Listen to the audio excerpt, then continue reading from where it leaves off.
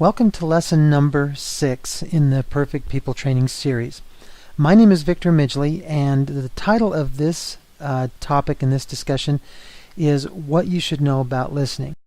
I can imagine that many of you already have thoughts in your mind that you are a very good listener.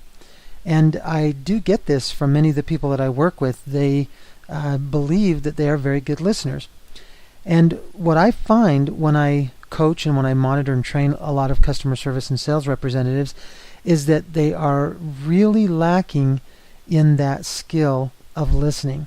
Now, sure, we all listen, right? And so therefore we tend to believe that we are very good listeners. Listen to this. Listening is the process of receiving, constructing meaning from, and responding to spoken and or non-verbal messages.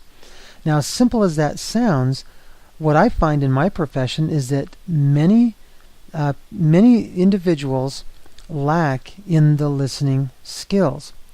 Now, studies have shown that people who work in say a people profession, they spend less than 7% of their development on listening.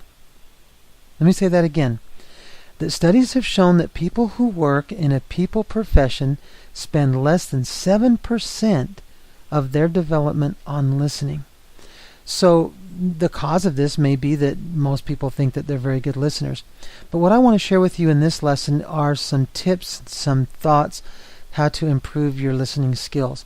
Now, there is a major distinction between merely hearing the words and intently listening for the message. To listen effectively, you must remain actively involved in the communication process and not just be listening passively. By listening, if a misunderstanding occurs, it'll be known and clarified before any further misunderstanding occurs. So listening intently helps to overcome misunderstandings. Now let me share with you some tips on helping you improve your listening skills. Okay, so paraphrasing is a good exercise. So paraphrase and use your own words when verbalizing your own understanding of the message. Reflect back the other person's account of the facts, their thoughts, expectations, and feelings. Don't respond to just the meaning of the words, but look for the intent beyond the words. Control your impulse to immediately answer questions, especially before the speaker is done speaking. Know when to quit listening. Once you understand, respond with your own message. See, you don't want to listen to hide revealing your position. And if you don't understand something, it is important that you tell the person that you're speaking with that you don't understand. Be empathetic and non-judgmental. Sometimes a person just needs to be heard. And it is easier for the other person to listen when they know that you're listening and considering their position. Listening helps identify areas of agreement so that the areas of disagreement are put into better perspective.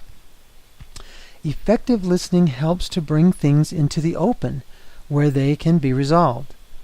Understand the other person's view, and you will be able to discover the flaws in your own position. Be mindful of the other person's point of view. Avoid evaluating the speaker's message before they have spoken.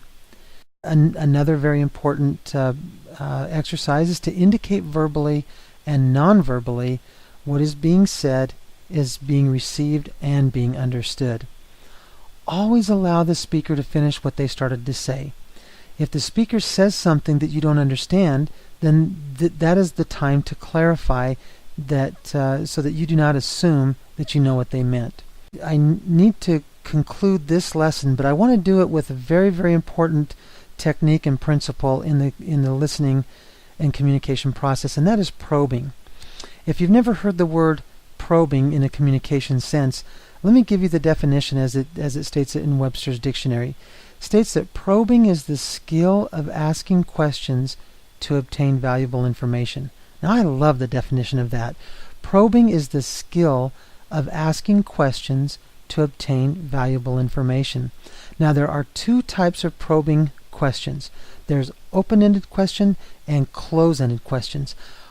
An open-ended question, when you ask a question to somebody, it gives them the opportunity to to expound on that. So for instance, you might say, well, why did you do that? Or what caused you to make that decision? Well, then that gives the other person the opportunity to expound and to give a long definition, perhaps. A close-ended question gives them just a choice. So for instance, if you say, do you like the color blue or green? Well, it gives them the choice. It's either blue or it's green.